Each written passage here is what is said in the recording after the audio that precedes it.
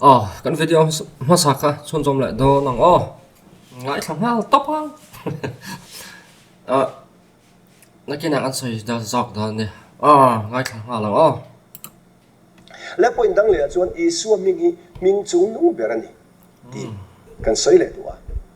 Philippi bung ni changa chang som pakhat thu kan en chuan lali suan Calvary cross ator na awangin ming zong songa ming chung nung ber kha be kin omani ti kan huwa isu ming chung nung ber ming zong chung nung ber ni chu ming zong chung nung ber putu chu mi chung nung ber ni ngal ti po chiang maya mo chu ti la in sam number som re le pathum chang som pariat thua nangma chau hi Jehovah mingpu leilung zong chung nu ber chu in hi ti kan mu boka Jehovah kha leilung zong chung nu ber ani awangin ming zong chung nu ber putu I suane mi khang an ni thei la balo mo ming zong ming chung nu ber putu I suale leilung zong chung mi chung nu ber Jehovah hi mi khang an ni chuan Jehovah kami chung nung berani Jehovah changa mi nung rang isuan ming zong chung nung bera put box si chuan mi chung nung berin ming chung nung bera nei lo ti na ni nga dik thei lo lo chutiang ni lo chuan sam number som ria le pathum chang som pariata Jehovah chau kha leilung zong ming chung nung ber putu ani la ya lali su hi ming zong ming chung nung ber nei tu alo ni box ya wangin Jehovah le isu kha an rang lo isu ming hi leilung zong chung nung ber Jehovah ming ti len na le ti chang tu na ani ti hi chu a chiang khom mai a point dang le chon isu ming hi min chan da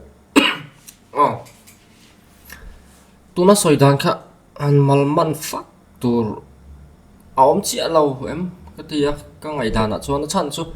isu ming chung nung ber ani ati khan isu ati hi ming zong chung nung ber chu ani ati na ni le ni lo kha ta har ve te ta ka ti dot lo tiang de ka tiang level khan ni the nge mo ka ti eng pon ni se a soi dan ni lang ber so isu ati hi Jehovah ming extend na ni chu wang chuan chung nung ber ani ati na ngai la ti chuan isu Yehoshua emo Yeshua emo kha ming zong ming chung nung ber chu ani ti na ni don ta chút tiếng chú soi đàn ni bộ khăn lằng đất ta mà ero chú ti tệ đốt chuan soi chia bốc xí là ai nghe mặn tur kha vang em mà Jehovah kha sam som red pathuma mi nen mi chung nung berani ti la Isu Krista ming chung nung ber pu ti khan kai ko pa mi pakhat ani mi sang an ni lave ti khana soi an ni kha chu kan rianga an ni du ve men via wa mà rồi mình chung nung berlai han soi ma satai la ani kha chuan a eng ber kha ngai Isu ti khan ni na langa soi dan a chuan ani ka ti dot lo ati chuan thu dang ne sela aba khan rin tur wang khop mai soi dan atang khan chuan kan soi to Joshua ti khan ni Hebrai chuan Isu ming kha chung nung ber han ni sel aputu kha mi chung nung ber ani ngal bok chuan Joshua po khan ni le don ti na ni zela sei tak hin ming ringo ta hian buai kan buai ni chuan eng ka ma kan sing fal don lo chianga ten shil fia dana nang lo ma than chuan lai le van le khovel le chu om zong zong hian Isu Krista chu thu nei na pum hlum pe kan ni na sata ka pathian ni na choi mo ya thu nei na sang pe choi san na hi ani ang ni na keng ani ti na shil fia than chuan tu na puthang len sang soyang hen Isu ti hi ni an ti than chuan je haw ne nan va compare ve thau ni the Lord ti an da ma ya kha thu thlung hui lama horo pui ve ka the Lord ti om thri na kha chu na po chuan an compare boka than chuan pathian fa pa ni na hi ni ti pon oma eng beringe ria ta harani chan chu aziak to pater ko pol hian ming zong ming chung nung ber chu ni ti ziak tel miu lawa chu wang thon in rin siak bak ti thai wang ta le maya ni so ming chung nung ber ani han ti deuh tong ta po kha adik mai thei atik lo mai thei kan thelo thiloi om deuh ni soi dan tam tak oma thiloi om deuh ni ta chu pathian ni nasat takin a choi sang a choi moi ti kha in ziak cho vàng enjoy sana enjoy mồi na lại din hun rau pui tak in pek na ni ang ti zo ang sil fe cho pom em ani ming ringot ta zo ni lo ni lo in mo cho ming ringot zo kam ti don chon he ming hi ni kan ti don chon yeso chu Joshua ani nana fa pa kha iso na level in ang vel don ti na ani chu thil om dan tur ni phot da chu wang chuan sil fia na in ang lo tam tak hi pom ber tur sia thar vi ma se ani thai ma yang anti an rin zon tur chu om vai thei tho chu wang ke chu ka ti video ma sa pok soi to thil chiang lu tuk lo literal language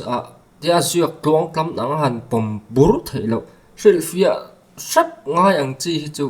wai sen de wa chu ni ti na tran chan top hi angam om lo ka ti ri hi thorin hoi zo nga phei chon min ka ngai dan min zo che chu tiang kha tiang chu ni thai ma yang ti chon ka soi ngamang ama ro chu kan doctrine vom kan doctrine so ngai tum nan apo chua bera chuan ka man ngam lo tur chi ka ni ke chuan chu vai chiang lo tlat lo tir ko pola berin hing chung nung ber chu engi ti azia tel miao lo wangin chu ni ti kha in rin siak bak ti thai wang khop mai ti ka seta ila eng pon ni se i su ti hing kha ani don ani chuan zo su ani miao wangin ani kha rin om lo shim phot ani kha tianga zo ga sil fiat na kha chu ti la ya kha shele ta ila ti chuan soi le tur pakhat om le ta chu sam number somriat pathum na chang som pariat thu chung nung ber te hi mos hai ti khan ni ming chung nung ber apu ti na ni mi alawa mos hai khan ni ta din hun sang berom supreme soina khan ni ta pathian chu supreme ani ti na ni bera chu wang pathian san zia le chung nun zia midang alpha khan ni lo zia adin hun san zia chung nun filor lak zia zo kha sai sam number somret pathum chang som pare ti chon ming zong chunga om ming ape emo ming dang zong aya ro pui zo ka pe ti na ti philippia in ziak nei ka chu na in nerem lo ni chan chu mi chung nung ber mos hai le ming chung nung ber ti ngot mai ka chu wa chuan khalai ka kan soi jam don ani chuan ai nang chi alo zehawa puthang len sa khan ming chung nung ber nai tu chu zehawa ni ti thlari ro ti tharok na sam number somret pathum khan chu tiang chona ziak lo ti ka se phot ila ama zo khan ni chung nung ber ti chu ming ni lovin kha ria ila thanga ti chuan isu krista kha pathian in choi moya choi sang philippia kan mu thu nei na zong ta po chu ape kan ni soi le thi nang pe ti hi soi le thi ni la ma ni thil in pe ma ni chunga thil ti reflexive verb an tiang hi ani lo chu tiang chuan man chi po ni lo wa adik lo sim do na isu ka pathian chu ani ti chuan chu pathian chuan fapa ani na kha choi sanga enge mo pe ni chuan ama in pe ti na ni ta ni chan chu mi pani ni lo pakhat ani do na wang chu wangin ro pui na te thu nei na te choi moi na te eng po ni ro se thom no ni mo tv ni mo eng po ni ang motor te po ni sala ma ni pek thei reng lo ti kha ria ila chu wangin ani lo zong ta thil ti thin pathian kha eng ang pathian nge ni ang ti ka ngai to thina mi zo trong po thiam lo pathian chu hau don lo tu ka ma chu wangin ka tiang zong khan han thlir ula trong in an zia ka ma bible hi te chuan trong man dan mi lo an zia lo dan ze la kan soi hian trong pong sol box si ani chuan enge level ni yang te khan ngai to chen ola trong man dan pa ngai na zia thei lo em ni trong man dan pong sol ringot maya min han sila bible han zia tir kwal vel tur si han ngai to ta ola ai oi point oi lo win ka ring oi chi po ni che lo bok chu wang chuan pathian in pe ni chuan pe tu kha pe ka kha ni ngal lo sim ti kha trong kal phung ani khovel trong om dan ni chu wang chuan ani lo zong ta kan hril fiat hi chu ki chuan ka pom lo ani mai chan chu trong hi apong sual vek tla chu ka pom thei lo chan ani boka te chuan ma thaya bung som ni paria ta leile vana thuna ina zong zong a pe kan ni tara korin le khathon pakhat na tara bung som panga khan chiap chuan a hnuaia engkim da in oma ati fa pa pa chu hnuaia engkim da tu hnuaia da ala ni yang ati a te chuan a soi charchara chuan soi a chuan tuna hian a hnuaia engkim da tu chu a tel ve lo ti chiang reng ani ati a na iso krista na tho chung chang kha fa pa in na ran thoka ti chuan a hnuaia engkim da tu thu pek ang na thoka tuna chuan a hnuaia engkim da tu chu Paula chuan atel ve lo ti lang reng ani ati a chiang mai ani tro hril fia po ngai lo reng iso krista kha a hnuaia engkim da tu chu ani lova a hnuaia engkim da tu hnuaia da in alom don na amara chu a hun la thleng lova tuna chuan chu hnuaia engkim da tu chu a hun la thlen lo wangin fa pa hi choi moi na oma na thok ri chu ani ati kha ni a chiang renga soi chia mangai lova chu wang chuan mi chung nung ber mos hai ti Jehovah Yahweh chau ani a Isua kok lo rim ti kha ria ta tha ti chuan ming chung nung ber ti po kha Isua kan ti don chon zo so ne na in zo so ni miao wangin a fu chia lo na rin oma eng tiang ai tur nge ti kha riat da har ka ti kha mo amai ro chu ring zon thei de chom pathian in na sat takin choi sanga choi moi na thu la ni yang a ti lai kha hril fia na pom om ve tak chu ani keima chon chu wangin ma thaya bung som hi pare te nen point mila korin le khathon pakha na bung som panga chho te nen po in mil poka biblical support kha anga ma zo ken ka ria ka ti zo kan soi po khan chu thelom zia angai ta ila a tha in ka reng ani lo chuan a fu lo vel vit don a in vo shat don a bible ka ti lai ka ta ila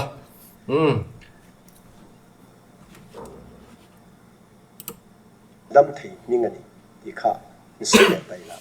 tir ko til ti bung li chang som pani van noi mi ming sak zinga min chan dam thei ming dang re nga om lo ti kan mo le ta Isua ti hi Jehovah tu chan dam na ani ti na ni awangin Jehovah chu lo chu chan dam tu dangan om lova chan dam tu om chun Jehovah kha ti sa alo changa minga Isua an lo satasia chu wang chon Isua ming chau hi chan dam na ming om chun chuni ti kha kan lo hre ta ti chon marka bung som paruk chang som panga chang som paruka khovel zong zonga kalula thil siam zong zong hina chon chanchin thai hil ro aringa baptisma chang chu chan damin omanga aring lo chu thiam lo changin omang tia lali su pe aringa baptisma chang han ti takapo kha baptisma kha kan chang do na ni chuan van nuai mi hring sak zinga min chan dam thei ming om chun Isua minga kan chan hi adik em ani ti hi fia ngal bok tur ani chu ti talawa chan dam na ta na baptisma chang sia min chan dam thei ming om chun Isua minga chan du tlat lo te chu adik theina mo chu riat tur ani baptisma ten ko lut le thanok nak thena soi thu pui pakhat hi soi tlang har ani ringan ka thana hian chan chu baptisma an soi po hian ato pa hin Isua pathian ani ti hi tel se la Isua pathian an soi pon baptisma hian soi tel tho buka a boi thak viau ma ya van nuai ming sak zong zong zinga te ania sil fia po ngai lo van nuai ti na van nuai lấy chu van nuai ani khi làm kha han tel lo ti na ni ta san chu machine he ko vela machine lo to zong zong a khan van nuai ya ho zong ming zinga khan min chan dam thai lo ti na ni phot mai ni anh zia dang ka chon van nuai ti ni miao wang chu wang chon khi ti la ya Jehovah và nó mu thầy là đi xem bị tâm mu thầy là vậy khá này hắn tí đấy sẽ phụ là vậy cho nó vàn thôi mình anh ấy miêu mà nghe dễ học cho vàn chung mình anh ấy hàng cho đó vàn thôi về miêu là vậy chú mà chú đừng có bỏ chú thì khan sấy ta ấy là tổ thọ cắt viêu hiện nên xem khát yang khan ngay tại là khát thì khát này mấy đòn mà nó cho tiền tệ ngót chu ni ở đây nắm là vâng bắt thiên thủ anh ấy thiếu đăng phát anh là chứ rồi ngã ta sắp trong làm thế bộ anh là anh là anh là cái anh khác là vâng English Bible thế tầm lắm tụ cả anh bộ này sẽ là thiếu ông già này lăng chú van nuôi à hiện tu mà đang mình chân đâm tu bắt thiên này mình phải là vâng anh là vâng Isu Christa cháu khá mình chân đâm tu chun lại mình chân đâm thấy chun anh tí dọc anh thu cầu đàn lại ông diệt cho vậy mình rình mất mà bùi Isu Christa mình hi này hẳn tí tệ mất sẽ là cả mình rình mất thì mình chân đâm thấy là tí tới sẽ tất cả việc và cho vàng cho Isu Christa do cả he Isu Christa thì mình bút cháu lâu hít chú van nói hiện tu mà rèn hi mình chân đâm thấy là mình chân đâm dấu ông lâu tí cho ông diệt cho anh này bác vác ông lâu mình ngót khá soi tụi mình lâu Isu Christa thì mình bu Isu Christa khá mình sinh khá mình chân đâm thấy ông chuẩn cho này thì dọc anh thì cái gì ý là chúng mình chú support tu đăng căn mà mọi em dễ hậu lâu chú chân đâm tu ông lâu anh thì khá Bible kan en to video masa le zo ka khan em ni o Galatia le FSC te kan en na pathian ni min chandam tur na fapa min pe Isu Christa mangen min chandam ani ti te kha kan soya a in siang nge ya ti chon min chandam thei tu chun ani dan hi thu puana kan hu chin chia na phel thei ka wana an zonga pakhat chia oma chu Isu Christa kha alo ni ta chin chia na phel thei ka tu nge zon tir pathian in na zon tir kan threng tro chu wangin van tir ko te po chin chia na phel tla kan ni lawa pathian fa pa chau chu chin chia na phel tla kha lo ni an ti kha ni ti chuan aro van hebraya kan hu zui le danin fa tir chu khovela tir don lai khan van tir ko te poina ma chu chi bai bu ro se ti ti ta leng zia kan chu wangin pathian in min chandam tur mi khovela ai o tur azon lai khan chin chia na phela kal thei chun chu afa pa chau alo ni chu wangin azong tu nei lawang khai khina zong tu han bel tel ram zel ka boi thak thi ti he se ta ila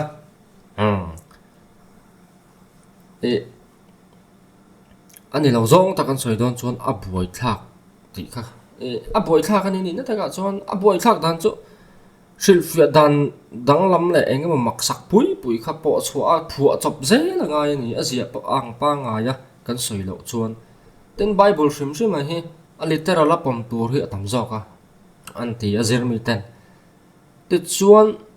attention silfia ngai mi lo literal lan goi sa kha an silfia ta ati na an ti silfia ngai do zo kon silfia le chuang lo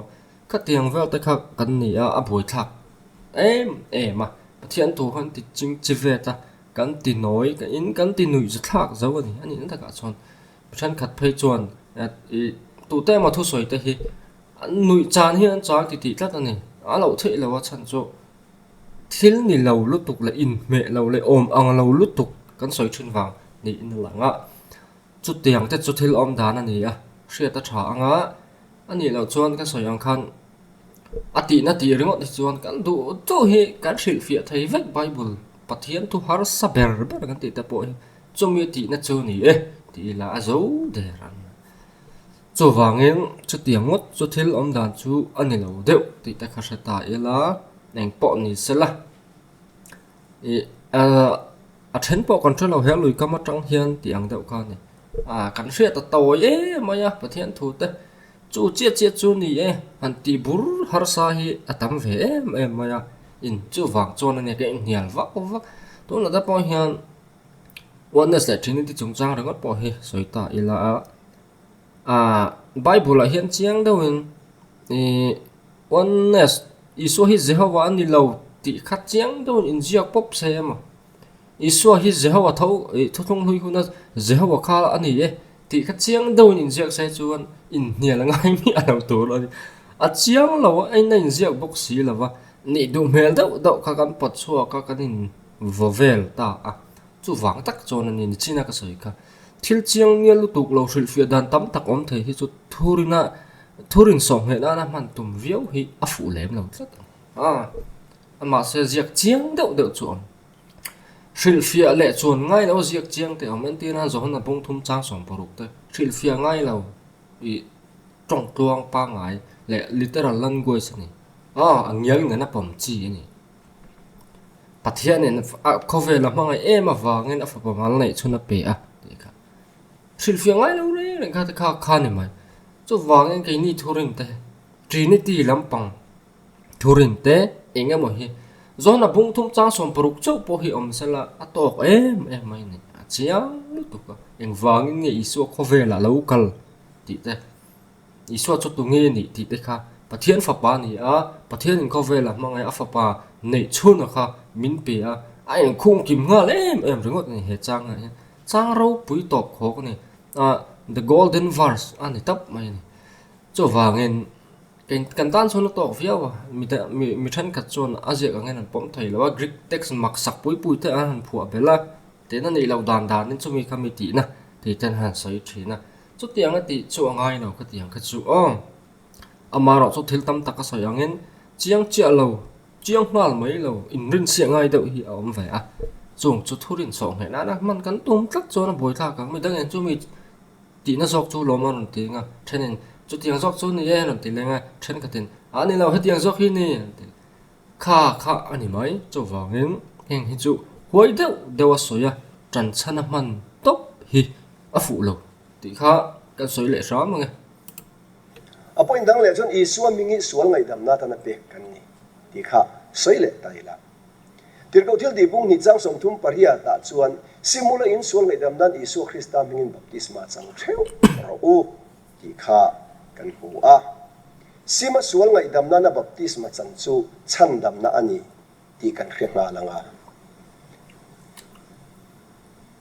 ti chuan sual ngai dam na baptisma isu minga kan chan kha chan dam na ani tlata wangin isu ming kha chan dam na ani tir ko thil di bung li chang som pania van noi mi hring sak zinga min chan dam te ming dang om lo ati tlata wang khan chan dam na atana baptisma i kan chang dona sual ngai dam na atana baptisma kha kan chang ve dona ni rau chuan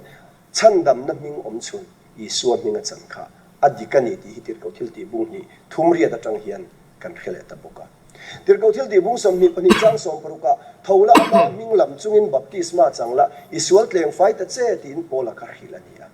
isual ming lama baptisma chan chu sual ken fai na ni in chandam na ni bo kha chandam na le sual ken fai na isual ming a changai a chan chu isual ming ka kan chandam na ming om chui van noi mi hring sak jinga min chandam thei ming om chu ni tlat fang ani ki kha chiang ta chu wang chuan isu mingi avan poimo ve a chan chu leile wana leilung zong zong chung nung bera ming om chun ani awang ani poimo em ani atop lam kan na ya baptisma na nan soi pola an chom fin ta vela an ti tur om tak ani ya chan chu an thurin hi mi pan hi an lok pak vak hi om lem lo em ani om chu oma mara chu an soi na sapik em ma baptisma le isu pathian na bi ka god head le water baptism hi an war fal em chu wang chuan an thu soi zong deuh tho hi za asom ku hi chu ni chiang ko mai tiang bak sarmon po hi an nga em lo bok ani chu wang chuan han soi kop te po kha nuam min rem chang mà nó chút trong hi a bồi thạc em trong in ang lau hi lệ lin hiên a bồi thạc lệ lin lậu ngốt thế như là bay phunกันดูvề xí cho vào chọn a bồi thạc mi thiam tết soi po anh lan soi đủ đàn cho anh nàng hậu lâu mai nó chút thiếu chiang ta có mà simulate số ngày đầu nan isu Christa mingin baptisma chang ro ti isu minga baptisma chang ti am je le baptismal formula kha video ma sa kan soya kan soina to la bang isu minga baptisma chang ti cho isu thu nei na isu thu pek anga baptisma chang ti na ni a formula am chun chu ma tha ya 28 ani ti kha kan soya chan chu isu minga baptisma chang ti hi formula ni lo chan chu a baptist tu ni lo baptisma chang te ne na isu Christa ming lam tur te isu minga baptisma chang tur ten tin ni mi baptisma ani le min baptisma chan lai Isua tin au nga em Isua tin au nga em an au nga lo chu wang tak chuan ani bung som ni pan hi chang sang paruk po kha engiam zia a chiang sa reng soi ngai lo tro chu tak chuan soi shil fia deuh hlek ngai jok shil fia lo a zia nga pom pom le top zela kha fu mi lo zo rom le komit an hena tri ko poran le kha thona kha tu polal pa ming lama piang ka chu chan damin an omang atia Isu tin au vak na chan dam ka ni don ti na ni ngem ani me lo ni tro chu wang chuan pathian pat ril rulam le ta pathian hne na tong trai in hlan ani yang ti kha ching renga chu wang chuan Isua Krista ming lama baptisma chang ti ta Isua Krista ming baptisma chang han ti ta ka pathian hne na tong trai in hlan chunga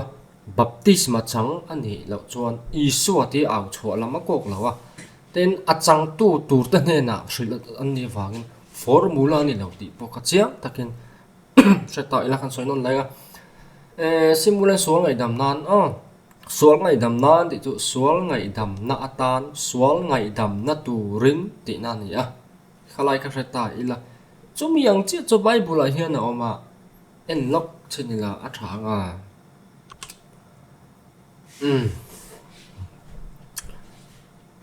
in sual ngai dam nan ti ani chuan baptisma chang ro ti ni chuan baptisma chan wangin ngai dam ani don ti na ni ta ni ai khati zo nga kan ngai chuan ani chia ani lo ani chiang lu tu in sual ngai dam nan i so hmin baptisma chang ro ti chuan i so hminga baptisma chan chu sual ngai dam na ni i so hminga an chan awangin ngai dam an ni ti na ni chiang ta tro soi vak ngai lo ani le hi nge kei zongin sim na turin tuin ka baptist thin cheuwa atia sim na turin tuin ka baptist cheu ti chu engiam zia sual ngai dam nan i so hminga chang sim na tur baptist ani chon i so hminga baptisma an chana wanga ngai dam an yang khan an sim na turin a baptisa thathiam kan thathiam a baptism ti na ni ta hian chu ni om zia tur chu hei po hi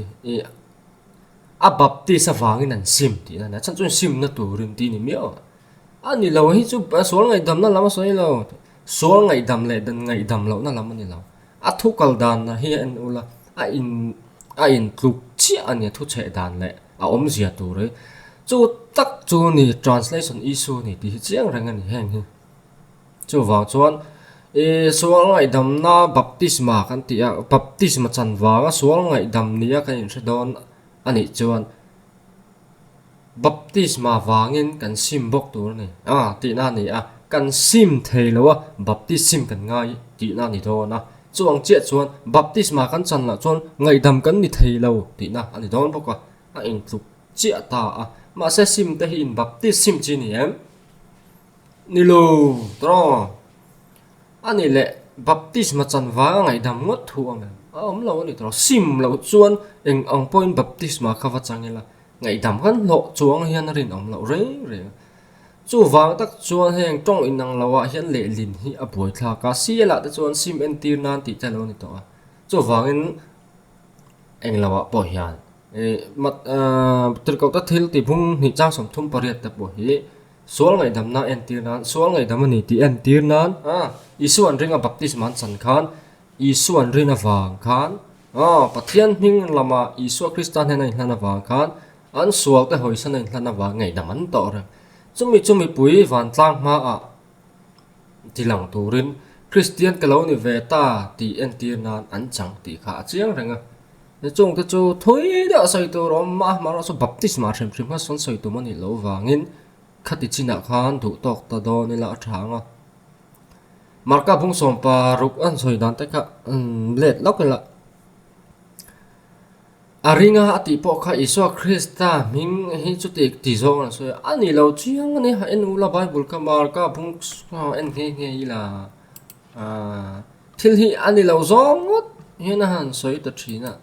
among an thak khop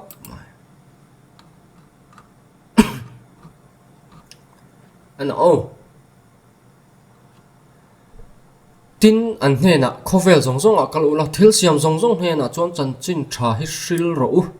a ringa baptisma chang chu chan damin an anga atia helai a ringa ti hi nge helai chang som pangan a chan chin tha chu hril ula chu chan chin tha lo ring chu bap ani ti a soi fiu pongai la wani ain zom thasa a ani lawa isu a ming ti zong lo la kwal dai mai ta khamak fiu zela chu chan chin than hril chu lo ringa lo pom tu kha chan dam ani ya chu chan chin tha hril chu lo ringa baptisma changa christian in pe ta kha chan dam ani yang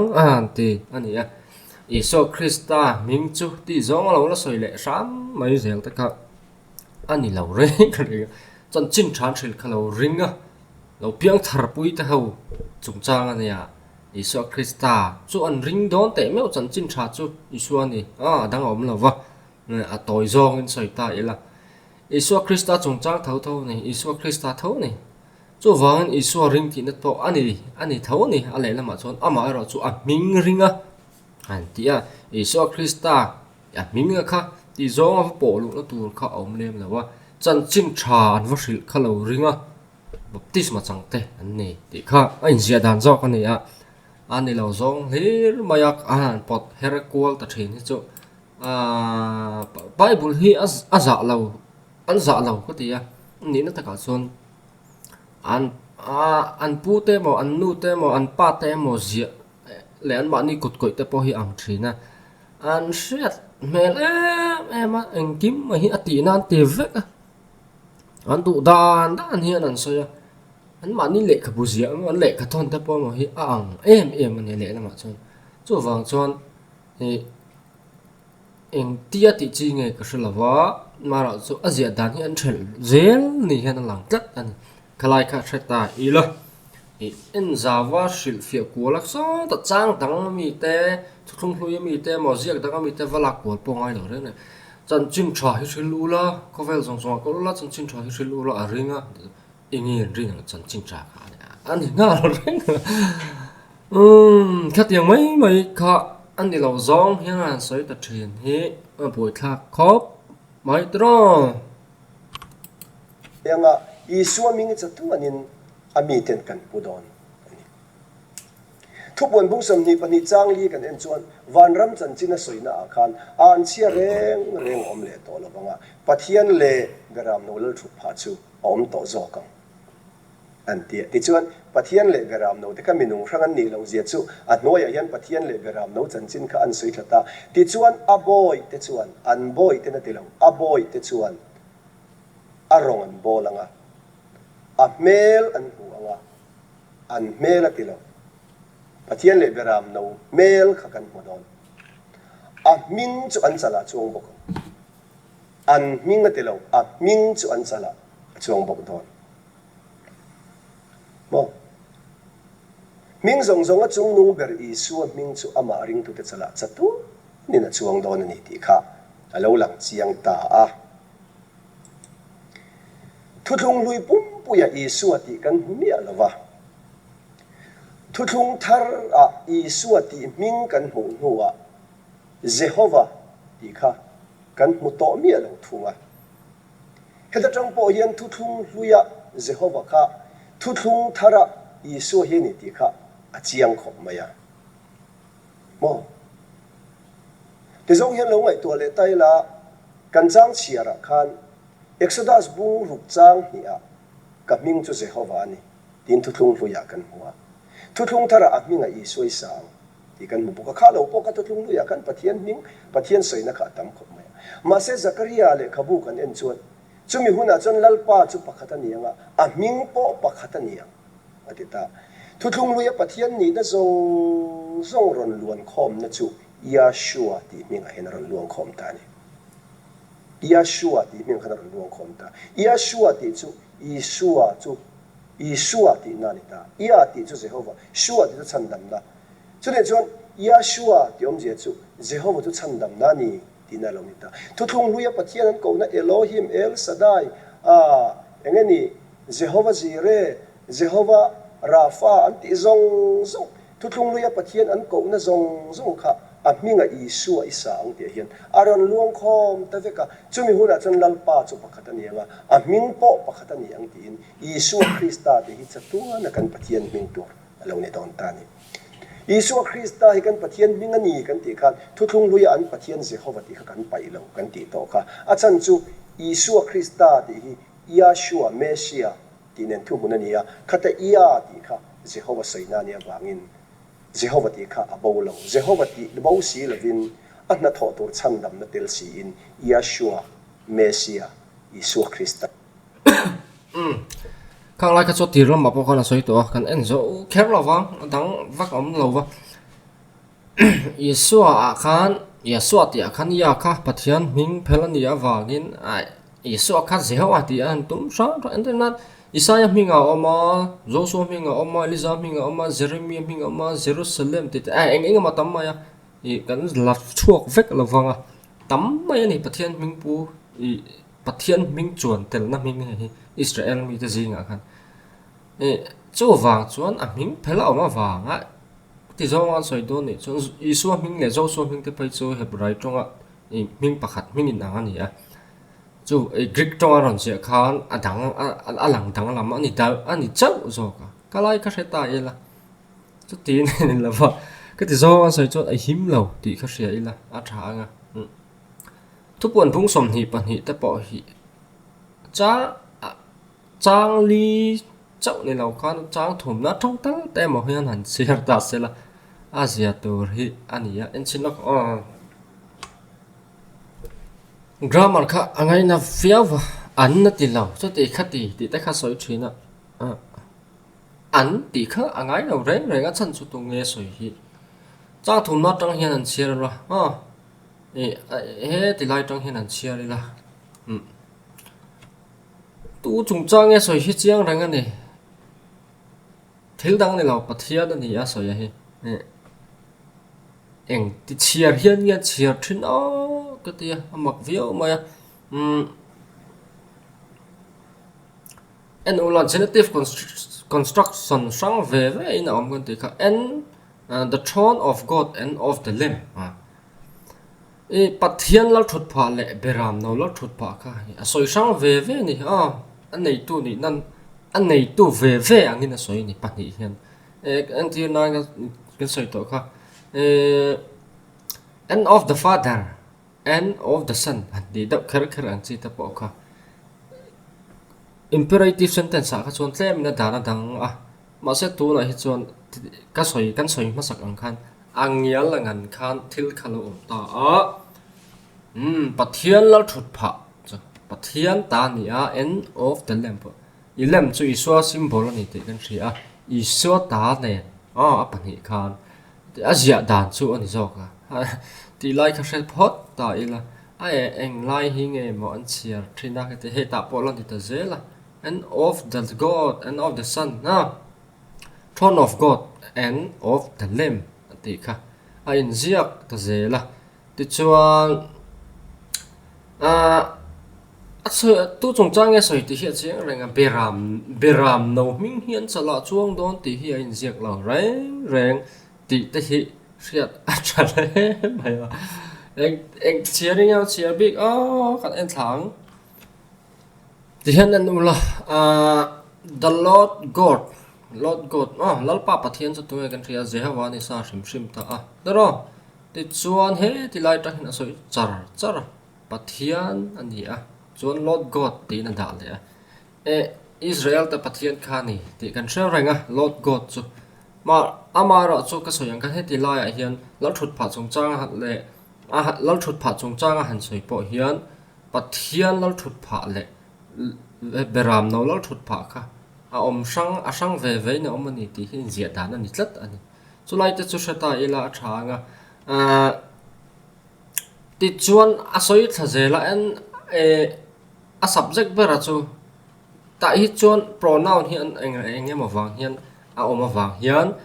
chiang vak lawin kan thre mai theya ai triat thiam olsom en chinila kan soi don ni hey anh là tên là chiang mày à bắt thiên an chia reng reng ka chu khop puya mi te tan chuan to la wanga an ma le deram no te lal thut thleng chu deram no te chu lal thut thleng a chuan an thunga ti chuan an mi te chuan chibayan bu kang ti a bắt thiên hi ani phot mai ni number 1 a chuan a soi bera kha ti chuan amale hey amale beram no chu alaron te thla te chuan their thrones anh tin anh their thrones their thrones ti in da mai ni chuan a genitive construction na the throne of god and of the lamb ti kol ai chuan ai ang reng ti na khalai ka hret thai la chu wang tak chuan ania an nan ti lo han ti ve thor ze la te kha thilin tuk khi om ve amo tin an compound subject te lo ni ta ni hey en tin nan he and the lamb will be seated there compound subject te lo ni ta compound ni chuan pakhat ai na tam sa hrim hrim atro chu wang chuan plural sense ka om sa ti na ni phot da ti chuan ka soyang kan genitive construction ve ve in a da awangin the throne of Zoroma and of the throne of Zoroma and of Liana ti la Liana le rama chu pakhat an ni nilo chu chu in zia dan chu ni zok ti lai kha seta ila a tha anga chan chu nei tu ni nap ve nei tu ni na sang nei ve ve na zia khat ni chu lai zok chu hriat tur ni a grammar te kan soi thin ni si chun chu wangin end of the lamb end of the god ti equal say I chuan their thrones ti kha at also in a pakazok ani hriat thiam po olsam zok ka is grammar han ti han tong kha om se in angrang po kha han ti ki koi kol kan alang har sa thin ta chu wang ani or hriat thiam olsam to zong ka ti kha a in ang lo ni lo a in anga zia dan kha a in ang lo mai chu ni tinon God's city ti ta po ni se city of God ati le mai thaya chu tiang mai chu ni an zia dan kha a construction kha an thak ti na chuma sentencing ang lo ta po kha thu mal tenen amar chu omje nang ra chu wangin thu pon bung som ni pani hian Isu Krista kha pathian lalpa pathian ti chu ni lawa chiang reng an chala an ming omang ti po chu God's name will be written on the foreheads of the people ande pathian ming ani pathian ming anh per ngay gì căng nhiều ti ngay gì căng ti cho cái kan thalo lai cái cho cái thalo chu ni e ha ti ngot je la kha pathian ming ani chuan pathian ming chu yawe ani ya yawe ti po chu loin siak tur po ni mai thai nghe pathian ti in je don nghe kan thalo wa là thil chiang lo kha chu hoi đâu in soi lo phot ta ila chin chen na dang enge mo po ni the thil riat fia har om kan ti kha ama aro chu end of the son end of the father ti ang chi te le tu na and the throne of God and of the lamb ti kha hi nen hian a in ang reng ani ti kha se to ni an du danin thurin milin an let ani lo a in ang chia zo ka an zia dan ai nang lo mai ne Lala's father ti le father of Lala ti hin ang reng chu ang mai chu ni ti kha se ta ila a tha ang compound subject te kan hriat chuan thil khala chiang mai don nghe kan tiếng zir thuk le enge mo po hi ngai chia lo wa ni ta ka chuan en ila enge mo hi hriat mai thaya har salau te in than kat thi chu thurin rui kan na ya chu me mil tur kan hu chuan kan buaya thil dang hi kan mel vak to lawa enge om zia ti zur tur po hian tle ma enge mo ve dau angai bok reng renga ti ta kan soyanga a chiang kan ti em tan ti deu loi na ta ka thre thiam tho ni chong chiang viau ani kalai ka hriat a tha ang ti kho kan soi le anga atop nan chu wang thak bon bung som ni pahni hian Isu Krista hilal pa pathian ti lo reng renga lal pa pathian nen an thut tun don ani ti min thril zok ti kha hriat tur ani chu bible in zia dan ani mi zo tongan le lin te le eng mo hian thil hi alo har sa trong a chon takin an in zia dan ang ngau te hian a le lin ringot thei lo chu te chu a boi thak em ti kha ria ila le lin ani wang hian ai enga mo te hi chu bi thin ta ila fu in a rin oma e khang khak an thiam lo wang lo a har sa ni e a thiam a piang in har je te po hian ria in ka ringa chu wang chon he tiang a moi le mi zo trong an bi a bi takin trong tik lo mi zo trong tik lo chu om zo ma sa o vi te pai hi chu am trong hi moi ka tia cái mà chon chan chu at nau pan te ta changa kan lo than len pui ni wang e mi ne riau moi tiang kho pa moi a e man han de chok thei hi chu a ti pa thian thu ve riau se na te po hi ka nei thina o ma ro chu trong in ang lo na hi chu an a in zia na an le lin na lama mi ang top lo top ang hian le alin a har fo ni ti hi interestของcái ai là trong lịch linh trình tập đoàn cái này chú ngạ chuan a bồi thla ka thil zet chiang lo le thil phía dan chiang thei dewa han le lin pal te bo thil ve thei ni a chung chu interest thiam a tha an le lin na lam te ka ve en ila engam zia ni ang ti kha chui thei a thu ziak chui nan chuan grammar kha a tha per mai ni grammar lo chu chui viau ngai na bom lo rang bok ko chu wangin khovel thiam na la enga mon ni lovin a in zia dan tak hi zu analyze tur chuan enge man ro om mathematics mangin chok ngam I chok lo wang tra science mangin ani le I chok chu aken I sil fia thei philosophy mangin soi fia ngam sentencing what order and in case nge ni ti vel hi eng mangin nge so yang chu exegetical taka soida na ni a grammatical construction na kha non literal language su engang point syntax in dot dik po bin ni sela e kan thre tho thon tin nan thing bul tina sei pui an da ta ti sei pui wa da ti na lamon ni lo a syntax song kha eng po ni ro se dik vek in travek po ni sela a om zia dang te non literal ni a idiom ang chi te a oma khang kha chu kan thesa vek figures of speech mang pon kan te nga kan thesa vek ma se chu tiang lo literal pom tu ni chi kha I riat dan in ang lo oma khan analyze na thaper chu ya tiang thu ziak analyze nan chuan mathematics the science the philosophy te ilovin grammar a thaper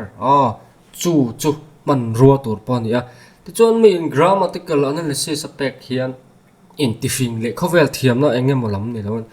Bible in zia dan tak chu azu soi ti na ni a chu exegesis ani ti lai kha ria ila tha ani lo chon end of the son end of the father tiang chi le the throne of god end of the lamb tin na mi pakhat an ni han ti ram ta ka atluk pui chu he kompam subject khan atluk pui chu on their thrones ti in version tang a chon an tha mai ni chu zok chu hriat tu ra ni khatiang te kha Bible chu trong anten an thu thong thar Greek ka zian ni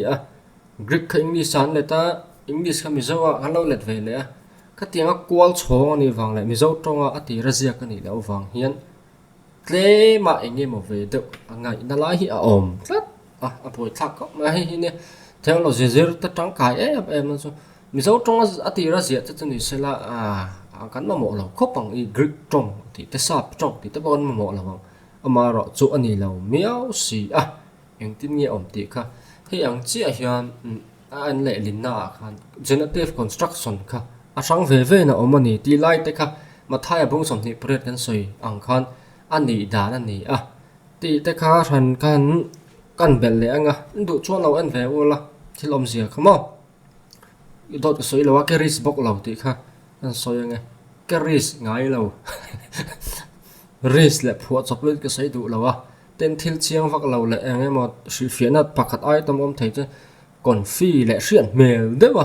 ka phuwa chop mo ka pa zia ang maya chu ni e han ti ngot te kha a har sa ka ti ki chuan ama aro chu hriat chin chu pangai takin soi ve thei thina lo soi fu lo ta pa lo om ve thei tho boka enge mo chuan ama ero chu thil tam tak hi chu ris lo hian pa ngai takati dana om zelani ti lai kha ka soi du ani chu tianga pa ngai takati don chuan engenge mo kan ma mo thina le khabu chiar te lại cái bộ chia giáo ta mi thiam commentary te eng mo en kha kan ma mo ani san cho tharau thiang hlim hian min thil ngot lo tla ta lai tra antinan bible hi Greek tonga in ziak te Latin tonga in ziak te om lai khan English le lin ani ma khan pui thiam Latin tong thiam te le enge mo chau khan an chia thina Greek tong thiam ta khan te chuan bible ring chiar ve chak pok si ho kha pui thiam te soi bak ria turan nei lo re ringa tinge tharau thiang hlimin a hril lo kan tha thiam chu wang tharau thiang hlimin heti laya sap tong kan thriat lo te hi min hril fia don lo min hril fia ngai lo chu tiang chu an na tho po ne lo a tol hu na enge ma te chon sap jinga kalila sap tong thu soi thei den chu min pe ang ama ero chu tiang lo bible ziak om thlai reng te chu tiang chuan tu ma hi a hril fia ngai po ro lo reng renga e avan ta chan tur po ne lawang chu wa ti ve ngai ya oma enge ma mo kan nei ti kha chiang reng e ka soi om ziak kan tha thiam ma o ni lo zong nan ngai lo có phải say chú vàng chuan tị về tur cái này thằng thiêng thì mình hi genetic case này hi chỉ té mà kha mình lột xịt thon reng là ba tú mà cho tiền cho nó xịt ngày bộ rồi là reng chú vàng anh diện đàn tắc ta sẽ phụ tur đi chuan những cái mà về đâu hi chú ở ngay anh là chuan cái soi ông chết can Martin Luther thì mình thiêng anh là mà mi thiam an lo om nu an ni in bible an chiar an let ling ta mi tam zo kin an lo chiar thei ta pathian thu in zia dan te an lo sha ve ta enga tinga Luther te an chet ma khan mi tam tak kau san mi tam ber khan an riat mi lo pathian thu kal dan dik tak kha pop in sol ngai dam na nei lo ti te pop ne na in puan ngai lem lo ti te iso Christat chú sual ngai đâm tu om chun ni sual ngai đâm nó lệ khazori nom zian nei lo ti te ka eng tin ngen hriat lo nga tinge tharau thiang hli min a hril lo chu wang chuan thil hi kal phung te hi om vai pathian hian chu tingo ta kan hriat lo romin ron hril hi tu mai lo re ti tian kan oma Chinese film te kan ena Chinese tong nen tonga tong tai chi min al pan soi om zia min hril ro min pe lo ni chu wang a hun te ra thina ti angin a man huna chuan sap tong thu soi theina ma China tong thu soi theina ma Greek tong thu soi theina ma ta chumin pe em ama aro chu ki ma ni na kan practice kan zir thiama kan enge mon ni lem lo kan thok en call sa ni lem lo hi chu ta tharau thiang hlim hian min pe lengai lo ti hi hriat a tha khok mai chu wang chuan kha tun video chuan atop khanan mang ta ila kan trong kai pui tu ra nga ila thang ai thang len sang hi thil soi thiam soi ngai na ma oi thei khok ma thil soi po an pot khom tur po sa ve ma ra chu thilin zom lu tuk lo te hi alo la khom ve thin boka thilin ne lo le ang chia lo ta po thin ni ka ria ang po ni sala oneness lam tan chuan fia thaviau tho chuan ka ringa ma ro chu bible ziak hi ka soi ang khan literal lo oma chumi joseph tu chuan trong trai chian hi atul berani lo mai thei ni chan chu soi ang khan tharau tiang hlim chu tiang min pe got lo chu tiang se tur chuan tong kal phung riat kha atul ni number 1 chuan figures of speech ti te idioms ti ang chi te ka bi a hriat angai bok ti na ni chu tiang atanga kan te chuan hi chu tiang ka tiang simile metaphor engemaw allegory ani hi ti te kha kan thre thaianga chu tiang tel mi lawa ati na ti tluan pop zel hi chu ani ta ka chon om zia nei lo re tian thu jiak tlong ta tro pathian in isu Krista mangin khovel siam ti hebrai te kan huwa KJV a phaichon FSC bung thum chang kwa kan huwa chon isu Krista ha khovels asiam ti chu chomi fa pani nei na siam ti na ka ti don nge an ni ngem chu wang chuan kha eng tong nge ni ti kha nge tu la eng ma bel tu rom reng lo idiom mani lova figures of speech a bel lo tu pom ton chong lo chu wang na thu zia kal phung le om dan reng ta khan literal lo ha chiang reng ani ka tiang na ati na hala ti sam ta kha a chu lo reng ati na chumi khami chu ni ang ti chu zo na ta han zo ti la alang fiam mai in china pa wa soi ka min baptismat an chan lai isu tin aw ngai em aw ngai lo ani chon lal pa minga baptismat chang ti chu engiam je ti ang ka ka tiang te te ka chu thil chiang tak om ani soi fi de ngai om ti ka chu tiang po ni lo enga ma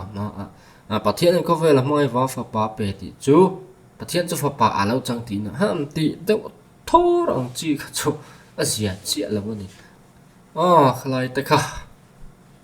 eng mo soi tur avatam em video dang nakina kan en le anga kan la soi le anga beng war thak le zual le enge mo ngai nam le zual te po am tura ngai ta ila a tha ang tu na tan chon du to khong